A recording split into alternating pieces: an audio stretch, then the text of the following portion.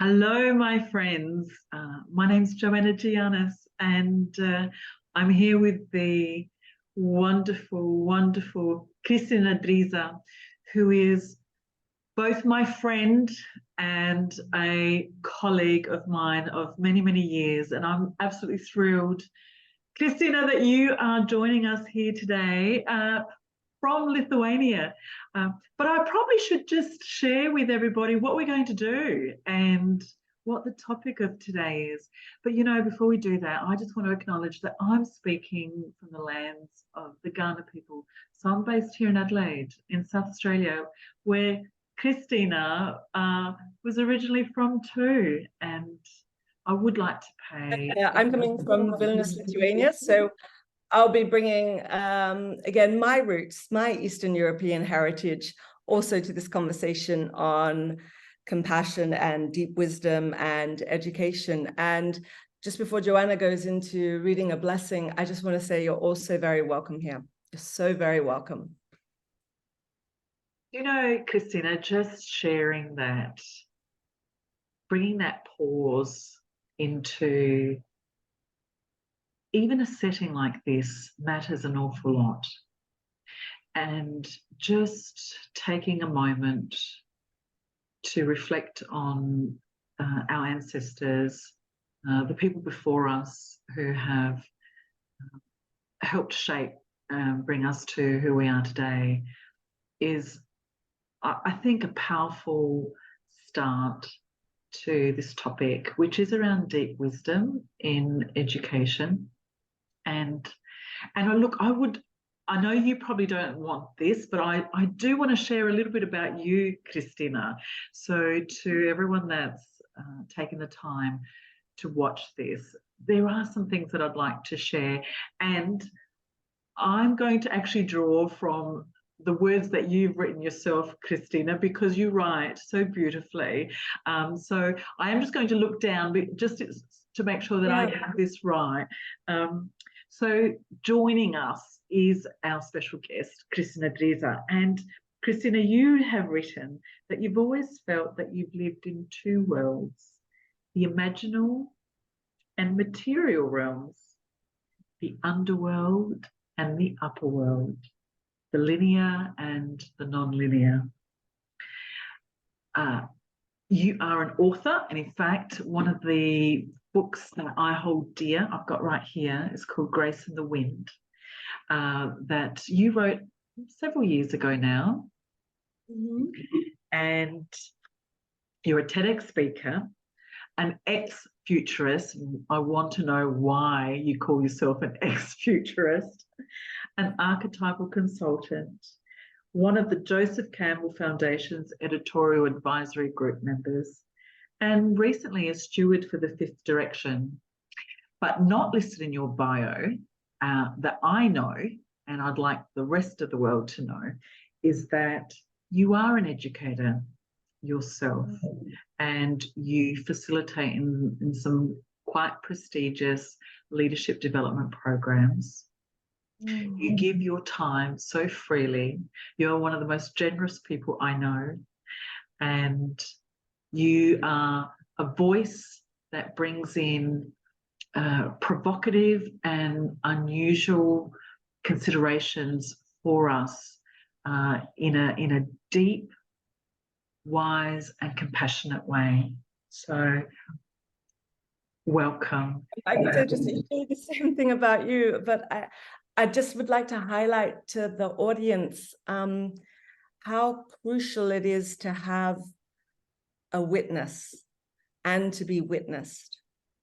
And I think that that's such an essential element that is so often missing in our screen-based lives, where just the ability to be reflected, not in the sense of praise or on a podium, but that my very presence is being acknowledged.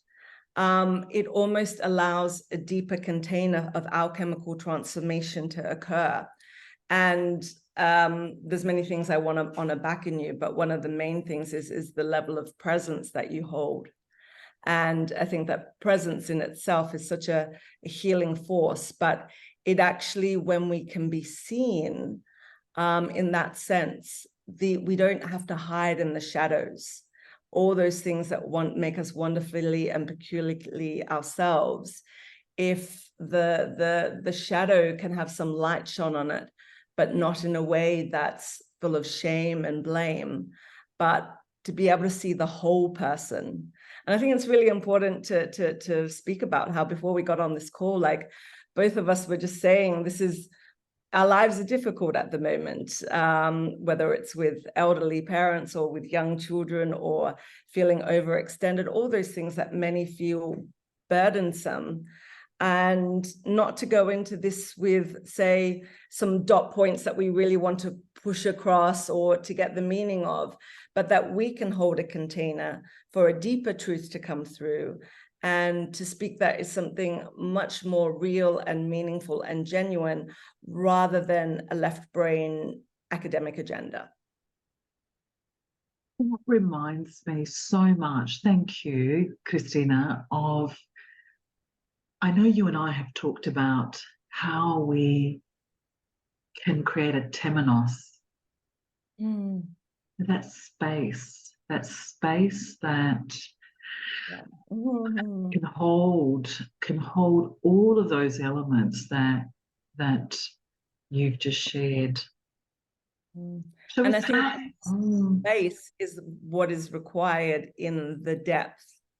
And so often many of us say, even if you remember trying to, whether you've got to quickly read a PDF for work, or you had to like read something for an assignment, because there was no space to luxuriate in the space between the words that the author had wrote, or the kind of the deeper meaning, we were just only on that superficial kind of level.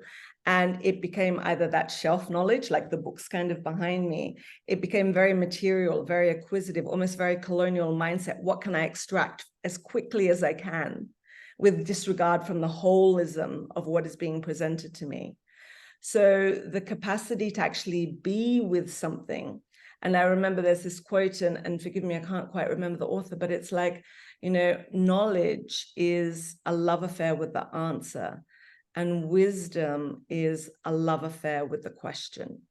And I hope the audience can move with us and be with us in this questioning space, because in that sense, like, look, all of us have read a lot of the same books on compassion or meditation and spirituality. The only difference is to the degree that we live to the truth that we know and embody it. And so I think this is that embodiment of, can we live in the question, in the mystery, and allow a deeper wisdom to touch us. Beautiful. And how do we foster that? How do we create and cultivate the conditions? What are the conditions that can facilitate that? Should we start examining? I'm thinking I might leave this blessing now right to the end. Okay, because actually it's interesting, though, just to touch on that, the word that we were speaking about before we got on the call was belonging. And then I just blurted out something which was like, if you don't feel safe, you can't learn, you can't absorb, you're always in survival. Yes. And I think belonging is an essential part in being able to create that space, which is whether it's all religions or all genders belong, or all ideas, but also all states of emotions are welcome at this table of self and of learning. And so I think that once we know we have a place, that almost, and place by place, that can mean anything from, I'm connected to my ancestral roots, or I can actually feel my feet on sacred ground here, belonging to the land. And almost like I can then actually belong to life. But what does it take to feel that I can belong to myself?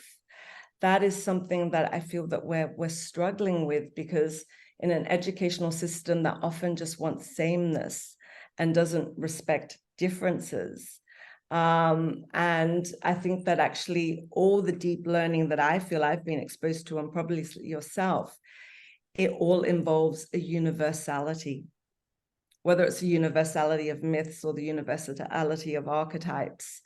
And so often that is kind of missing in a fractured and fragmented world. And just one little point also to make is that when we're in an emotionally dysregulated state, where in that survival mode, where we're not absorbing anything. So I think actually when we say, what does it create to take the temenos? It's who are we matching our frequency or our energy to, or what are we regulating to? And what is the highest form of authority that is doing the regulation? Because a lot of the research has shown that our neural networks map to the system that we're using. So we become Facebook-like when we're writing on Facebook, or Instagram kind of like. And I think that, again, always, what is the highest authority to which we're referring to? Can you talk a little bit more to that? I think that is something that perhaps a lot of the people that will be watching this are grappling with either their students or perhaps even themselves in 2023. What else would you invite us to consider when you use language like Facebook-like or Instagram-like? Yeah. A lot of it is, am I writing for or presenting material for an external audience for validation, right, or approval? Or is it, am I sharing something genuinely from myself? And the research has shown that, say we post something incredibly personal and meaningful and it doesn't get many likes, but we know if I post a picture of a cat or whatever it is that the mainstream want it does, I start reorientating my inner compass to that which is external rather than internal.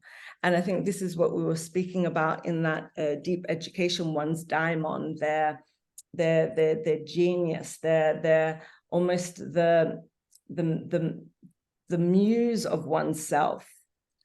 It can be difficult to hear when there's so much of this external noise. And I think that, again, we each, almost as we're going from the levels of data to information to knowledge to wisdom is, look, you will never meet a wise person that has not become that way through some degree of suffering. It is the very sufferings in our lives that often are what make us wise. And there is superficial suffering, and then there is suffering which leads to a transformation of character or a way of being. And I think that you've probably felt the same, that you can be in some, I'm thinking of myself in high school, some teacher's presence, and you receive the teaching just through their presence, not through their words. So almost in a way, our way of being is a teaching. And again, getting out of that idea that it's left brain and only rational, because deep wisdom really, it's part of it is really being able to employ the right side of the brain, which is more about the pictorial storytelling, pictorial kind of narratives, the capacity to build bridges and make links between different kind of topics. So it's being able to take, in a way, knowledge of one person, wisdom of another, to a new higher collective form. And I think that's what many of us are kind of struggling with at the moment, which is what is this fostering of an embodied wisdom? So I know something cellularly, it's in my skin and bones, that I then instinctively act according to the wisdom that is within me, rather than always having to go to a book or to something external to be able to, in a way, get the teaching or find the lesson or things like that. It's actually, what are the conditions that allow me to become the student and the master, but not in a way that is about a pass or a fail or a right and a wrong. The experientialness of learning without any self-critical judgment over an expanse of time is what actually gives us the wise character and the wise inner guide that is providing a curriculum for us as well. It reminds me of a conversation we had earlier too, around we were exploring even the word education. What is education? And I was sharing with you that I'm always reflecting back on the etymology of it, educare, from the Latin, which means to bring out. So what you've just shared, this system where there's been a big focus on putting in data, putting in information, but can you put in wisdom? Or is that something that needs to be drawn out of oneself? Yeah. And if so, after you. Well, I'm intrigued. If so, if the deep wisdom is something that exists within us, and in the education sector, how do we draw that out? How do we create that transformational learning, that deep education? Yeah. I mean, there's that saying, it's something like remove the non-essential so the essential may speak.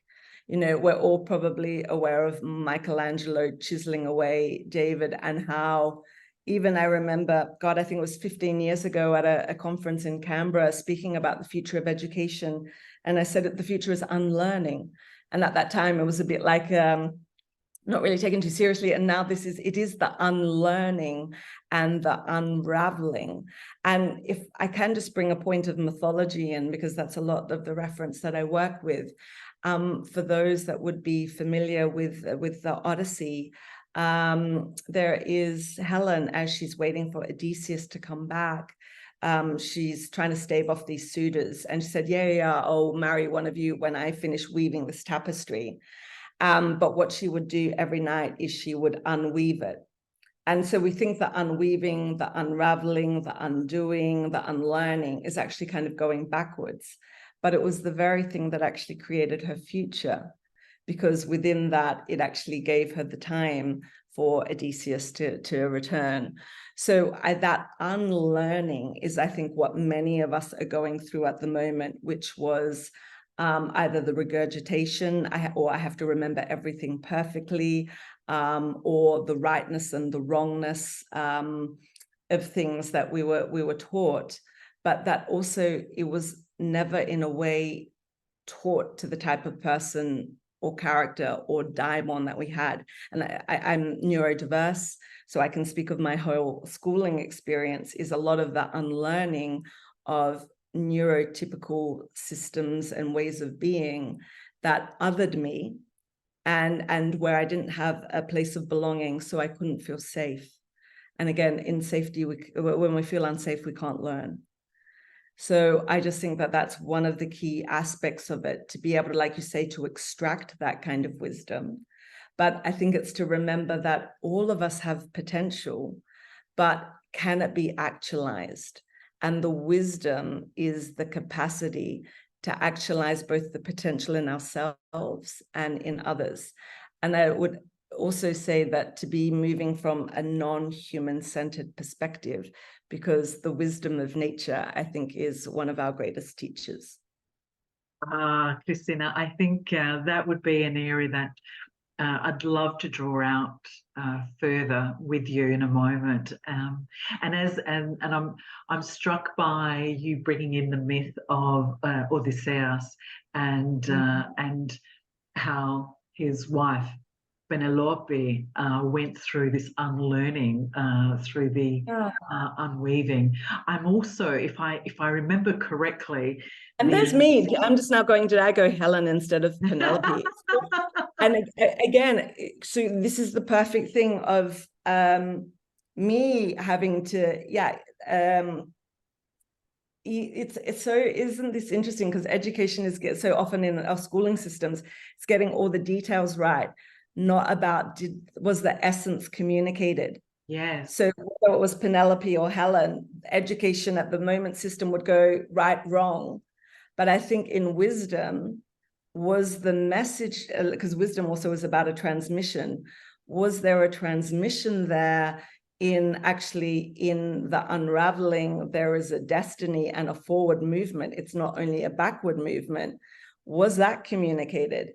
And maybe I would hope anyone watching that, it's how, to me, this is how we actually kind of in a way move forward in this topic, that it's not so much about the technicality, but was the meaning and the purpose and the essence transcribed so that the other person also received it. Yes. Wisdom is something that happens in a vacuum. And I think knowledge, sometimes the way we teach in our education systems is. Yes, and how do we do it in a way that is compassionate? I'm reminded. How gracious and compassionate are you? Instead of saying, Kristina, you got the character and the story wrong that you're telling the thing about, and that and I think that is, again, how do we have that in our education system?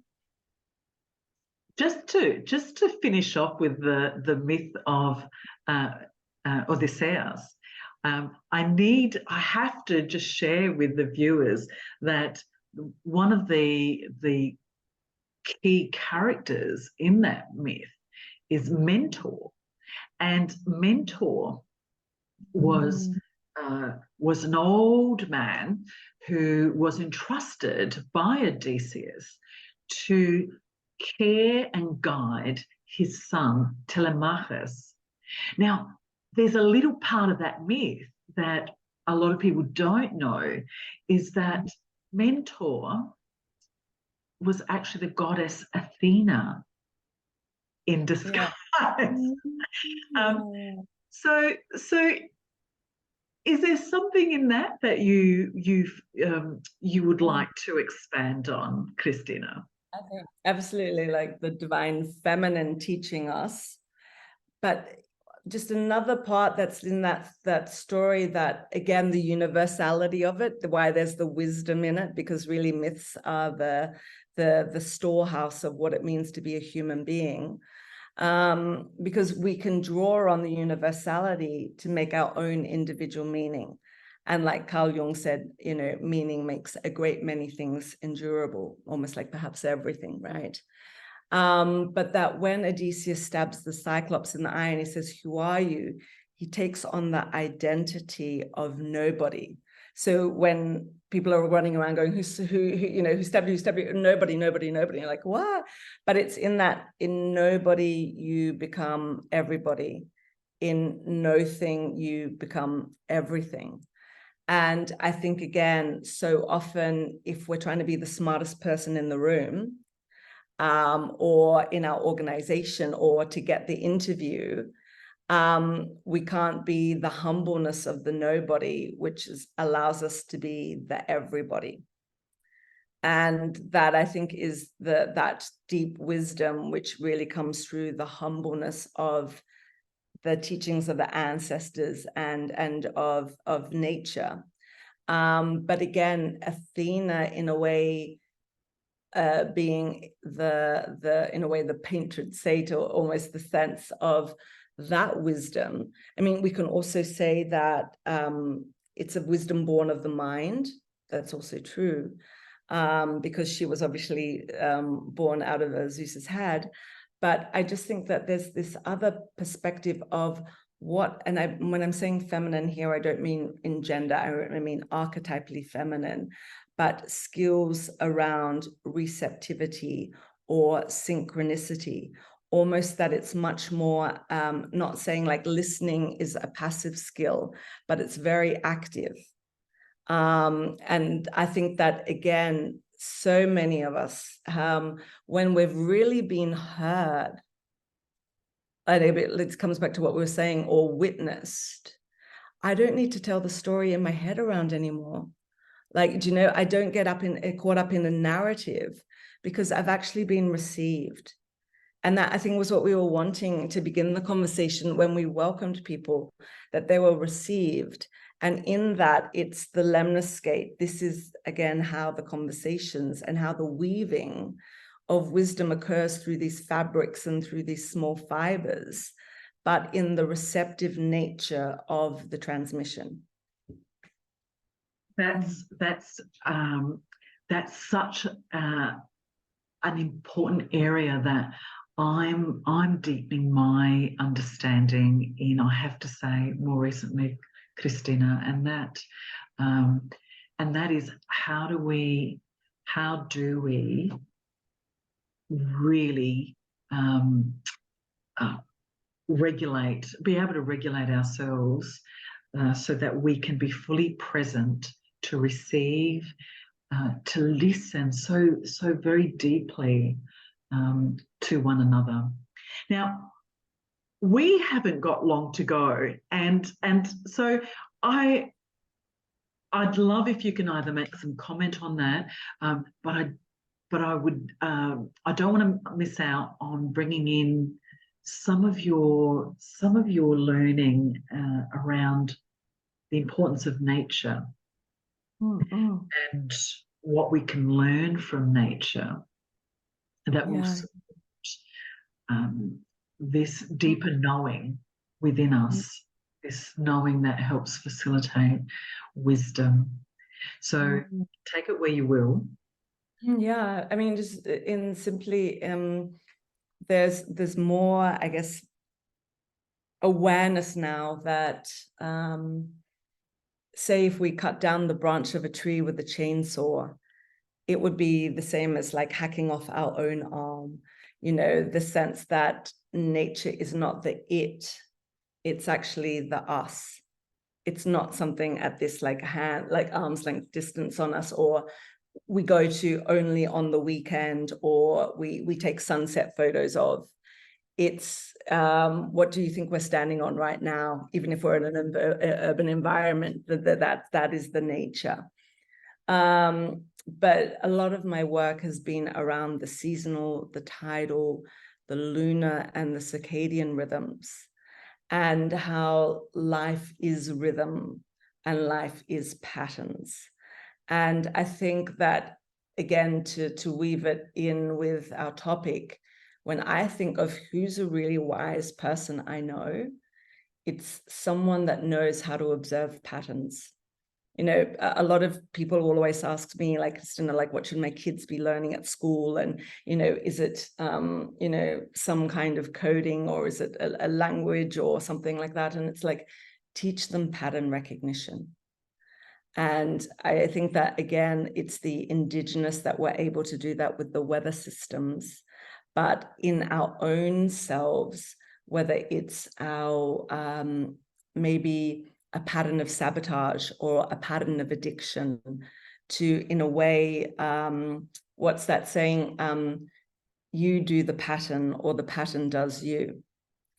And so I think that whether it's patterns within our own behavior, patterns within where a particular planet is associated at the moment, and the link between what we might want to say our inner world and our outer world, I think that's hugely valuable in what it takes to be wise. And it's like if you've spoken to someone older, and they might be able to take you maybe either 3 recessions that they have lived through, which is very, very different to someone just facing their first. Or someone that it took them 7 goes in rehab before they were able to be an AA sponsor, being able to speak to the first time someone wanting to get clean and fell off the wagon, the patterns that they have seen in recovery, right? Or the patterns they have seen in the way economic markets regulate themselves. But again, part of that is the capacity to observe the pattern and not be the pattern. And so I know this is something that's very dear to your heart as well, which is meditation and the capacity to be the observer, and also the compassion that goes with that. So I actually think that to be able to hold a degree of stillness within oneself is something that, like you said, how do we bring that wisdom out in people? It's like, how do we either create the spaces or allow conversations where there's silence? We don't always have to fill it with words, the next kind of thing, because we're so nervous. But actually, in that stillness, I think we get more of the allowing, more of the receiving, and we're not so driven by the ego. And so I think it's like I always kind of say, we know intuition is those soft, small whispers, right? And I think, or especially at our age, or especially I'll speak about myself, like, I just think, oh my God, I am way too old at the moment to do the crash and burn to learn. I'm sick of the Mack trucks. I can observe some other things in other friends' lives or the books that I read. I don't always need to have the personal experience. And I think that's the wisdom, to be able to observe the pattern. And then again, to be able to say, how does this pattern, in a way, does it nourish me? Or how can I make it constructive, instead of either destroy me or almost, in a sense, be the thorn in my side? So I think that's a really crucial part of wisdom, the two parts, one being able to observe the patterns, and one, secondly, meditate. And if I can just add just a final point, as I said, that ex-futurist bit, the future is not thought into being, it's sensed. And I always say, like, our intuition is not our sixth sense, it's our first. And so I think when we talk about deep wisdom, it's the 5 physical senses and the others. There's many books written about whether you want to say there's 12 senses, lots out there. But to be able to say, can I sense what is being asked of me in this moment, instead of either blind unconscious action or left brain strategic from a fear place, trying to negotiate a position of belonging. And I think that, again, just a quick archetype, that prostitute archetype, which is not the person on the street corner, but how we sell ourselves for safety and security and survival. And so many of us are sacrificing our authenticity for a false need to belong. We want to belong to a system that actually doesn't nourish us, doesn't see our daimon, our mythic kind of genius.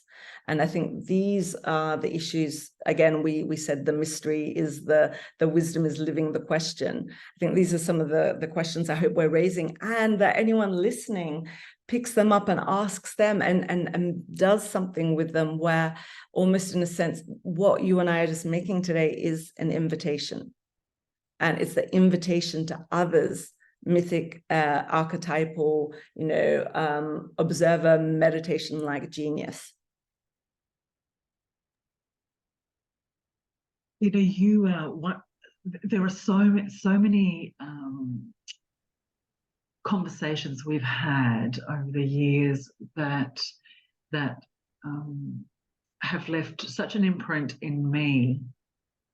And one of the if I can just pick one of the sentences that has stayed with me for a long, long time, it has been your invitation for us to understand the difference between Kairos time and Chronos time. And everything that has just been shared today, if we could, perhaps as we come to a close in this session, to get a sense of where we are in that space. Is it time? Are we in Kairos time? Is it the opportune time now for us to really dive into a different way of educating our citizens, our students? What is your sense when we look at rhythm and time and the pattern of now? I know we've got less than go, and I'm like, I don't even know. And isn't this perfect? Like, this is where we're at the moment. Can you condense into the perfect soundbite? And, you know, this is what people are wanting, instead of, again, their own initiation. And I think actually one thing we haven't spoken about, how education really to me is a form of initiation. So what are we being initiated to at the moment? But if I could just say, if Chronos time, for those that aren't aware, Chronos, chronological. And I usually like to think of that as horizontal time. So if we imagine an Australian school system, reception to kind of year 12. But Kairos time, which is actually vertical time, which is time in the moment, it's how something is felt or kind of sensed. And I think that, again, intuition, it comes in at the speed of light, at this kind of the vertical, for us to act on it all that time, to stay almost in that continuous new moment, new moment, new moment, new moment. But so often, I mean, we're not all ascended masters yet. It has to be in a way converted into this horizontal kind of time. But again, when we're actually, how do I say this? So many people I work with will say, I know better, but I have the inability to do better. And I think because the knowing better has come in at this vertical level, but the doing better has not yet occurred, because we actually haven't yet valued being the embodiment of what we teach. So it's why we have, at the moment, many of us can put up our Facebook highlight reel, right? But it's very disconnected from maybe the way we're feeling, because really wisdom comes from being congruent. So what I think and what I feel and what I say and what I do, they're aligned. So many of us, we say one thing, do another, think another way, feel another way, and then post something completely random on social media, like that isn't in this congruency. So I think that's a really kind of big part of, again, really being able to reorientate myself to, what does this moment want from me? And I think it becomes a really larger question, instead of our topic today, which is not what do I want out of life, that extraction mentality, or I'm going to a lecture, and again, it's actually more like a spiritual materialism or an acquisition, because I want that knowledge, I want to hold it, instead of I receive it so I can make it my own, I can digest it and assimilate it, and I can give something back newly out into the world freely for people to kind of receive. So I think that is almost the sense of, again, that when we are the embodiment of what we teach, our very presence is the teaching. So it's like the Dalai Lama. We don't have to read any of the Buddhist texts. In his presence is all the teaching on compassion. And I think that is, again, where we're moving to, in the sense of, in this very 3D material world, can I live the highest truth that I know and embody the values that I know? So very kind of a simple example would be like, if you believe in divine timing, that there is a time and place for everything under the sun, then you wouldn't worry so much if you were late for a meeting. Does that make sense? Because, or again, if you were in the depths of depression, if you really truly, the knowingness of divine timing, you would know after the grief of winter always comes the joy of spring. So you would actually know, you would be in the seasonal wisdom that actually this winter won't stay forever. It might be a period of discontent, but actually there is another season of new birth. And I know we're at time, but I would actually say one of the key parts is actually that we move away from this idea of this constant upward trajectory and cycle of growth to one that actually embraces the death and rebirth cycle. And I find that that is where the wisdom is contained, within the death and rebirth cycle. And within that, if more of us were operating from that paradigm, it would be a very different world that we live in. And then that is my invitation for all of us, to be able to say, to shed that which isn't necessary, that no longer serves us on the journey, to be able to birth that which at the moment might just be an idea or a fragment, but that it is allowed to gestate and birth itself in its timing to serve both you and the world. And again, I think that we must have now collective learning, collective perspective, collective wisdom. Stephen Jenkins, as he says, we're all orphans of wisdom. So again, how do we not be orphans of wisdom?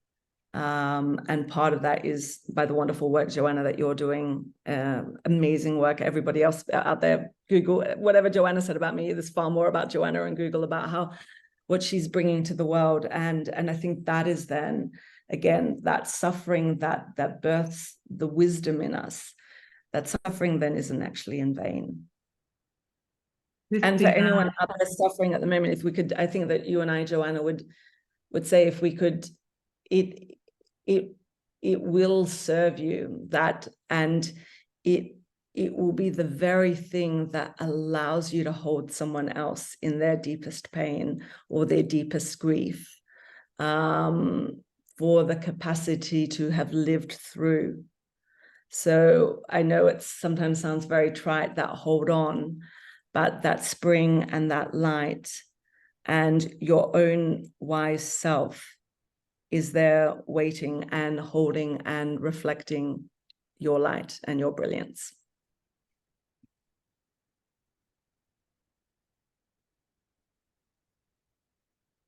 We are so grateful, Kristina, to have you share your wisdom with us. Thank you so much. Thank you so much.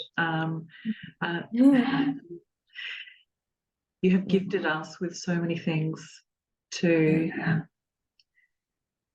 really integrate within us, to think more deeply.